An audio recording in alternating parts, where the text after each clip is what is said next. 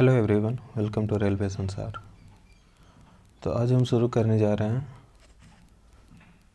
A to Z general science course. इस course के बारे में सबसे पहले हम लोग जानते हैं इस कोर्स में क्या बताया जाएगा, किसके लिए यूजफुल है। तो इसमें हम लोग कवर करेंगे फिज़िक्स, केमिस्ट्री, बायोलॉजी। और ये किसके लिए बनाया जा रहा है?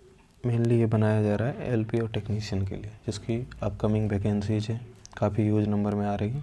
हालांकि ये इक्वली हेल्पफुल रहेगा एनटीपीसी, एसएससी, स्टेट पीसीएस सारे एग्ज़ाम के लिए।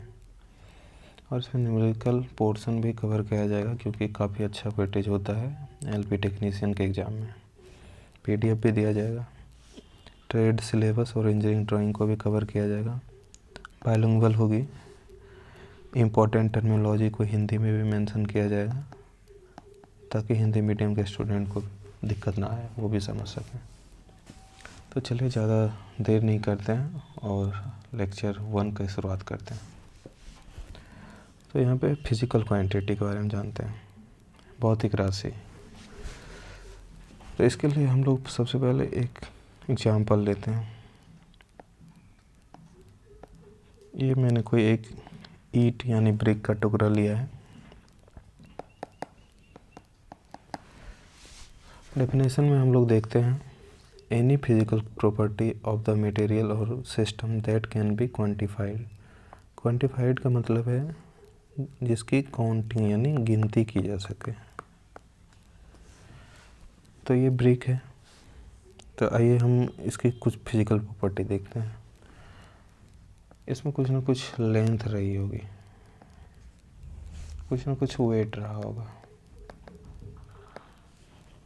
इसका कुछ ना कुछ टेम्परेचर भी होगा।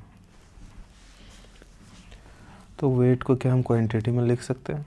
बिल्कुल, 1 kg, 2 kg।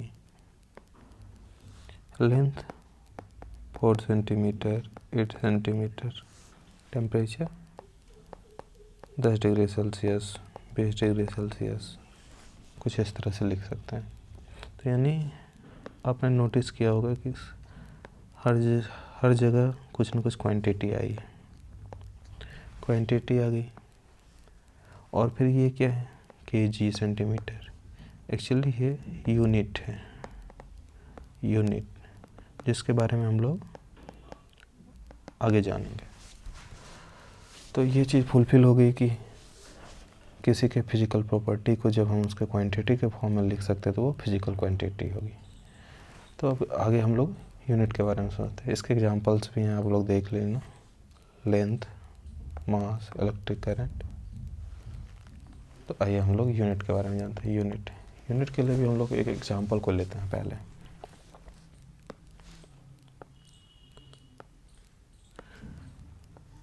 सपोज ये मैंने एक बराबर लंबाई की स्टिक ले ली।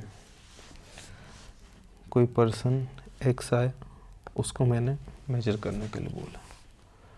तो उसने एक छोटी स्टिक ली और उससे मेजर करना शुरू किया।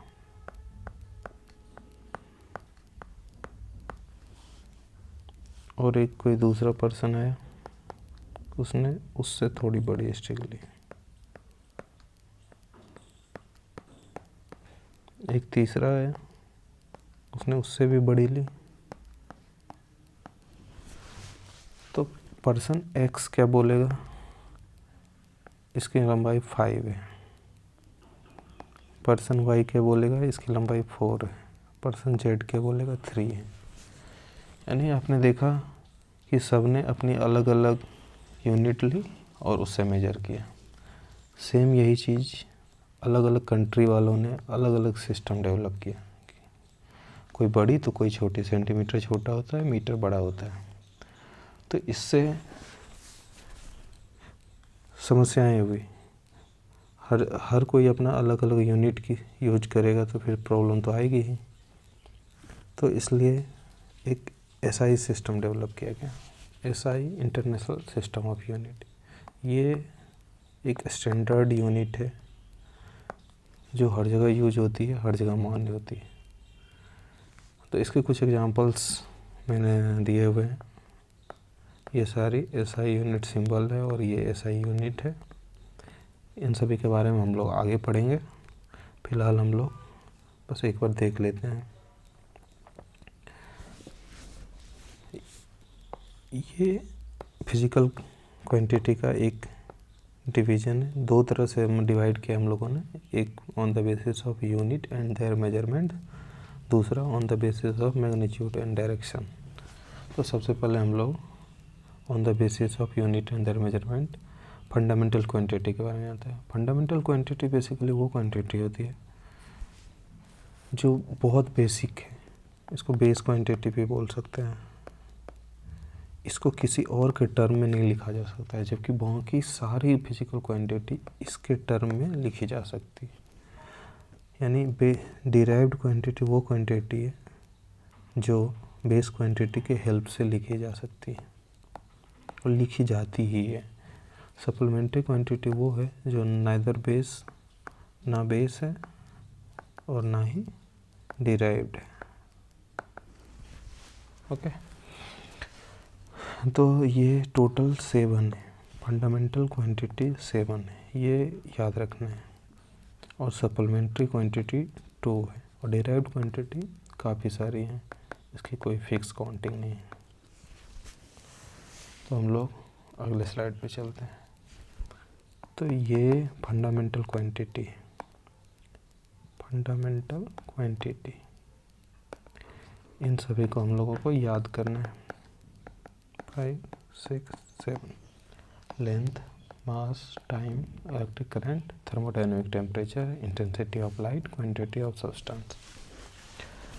तो इन सभी को हमको 7 फंडामेंटल क्वांटिटी और उसके यूनिट को याद रखना है, क्योंकि इसी के बेसिस पे सारी डिराइव्ड क्वांटिटी बनेंगी। इसी को बेस मान करके हम लोग यूज करते हैं।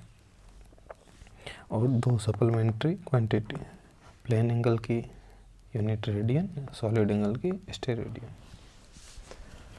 और ये आप लोग जानते ही होंगे, जिनको नहीं पता है वो लोग ज़रूर याद कर लें, क्योंकि ये बहुत इंपॉर्टेंट आते हैं, एग्ज़ाम्स में भी आते हैं डायरेक्टली। ये तो हम लोग सप्लीमेंट्री यूनिट के बारे में थोड़ा जानते हैं। ये एक कोई सर्कल है, सर्कल का एंगल ये प्लेन एंगल हुआ।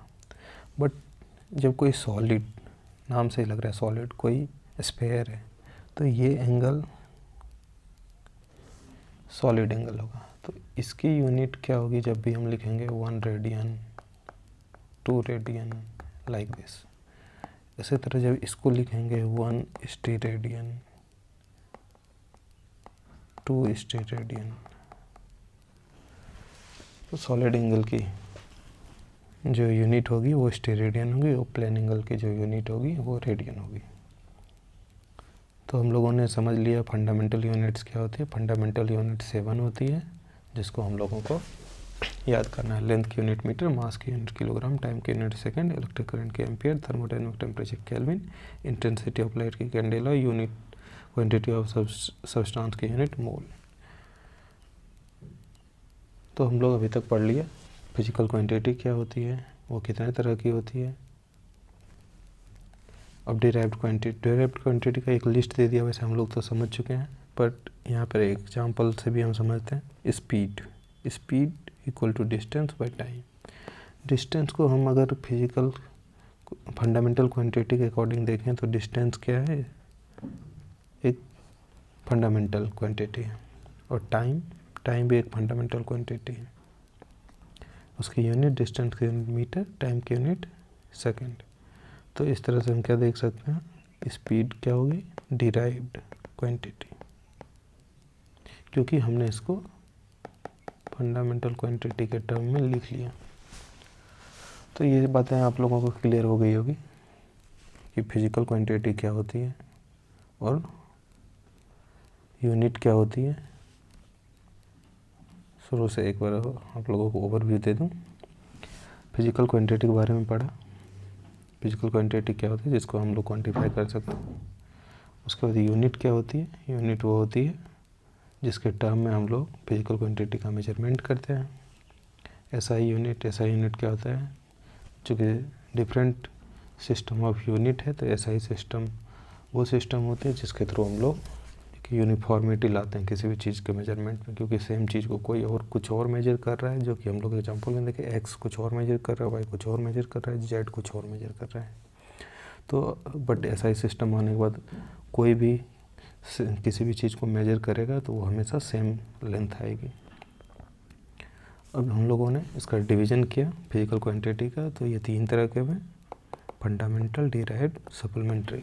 फंडामेंटल वो होता है जो कि सबसे बेस होता है, उसको किसी और के टर्म में नहीं ले सकते हैं। डिराइव्ड क्वांटिटी वो होता है जिसको बेस के टर्म में लिखा जाता है, यानी वो इंडिपेंडेंट नहीं है, उसको लिखने के लिए हमेशा बेस क्वांटिटी। जो सप्लीमेंट्री क्वांटिटी के जो ना बेस है ना डिराइव्ड है, इसके लिए हम लोगों ने एग्जाम्पल भी देखा, प्लेन एंगल, सॉलिड एंगल।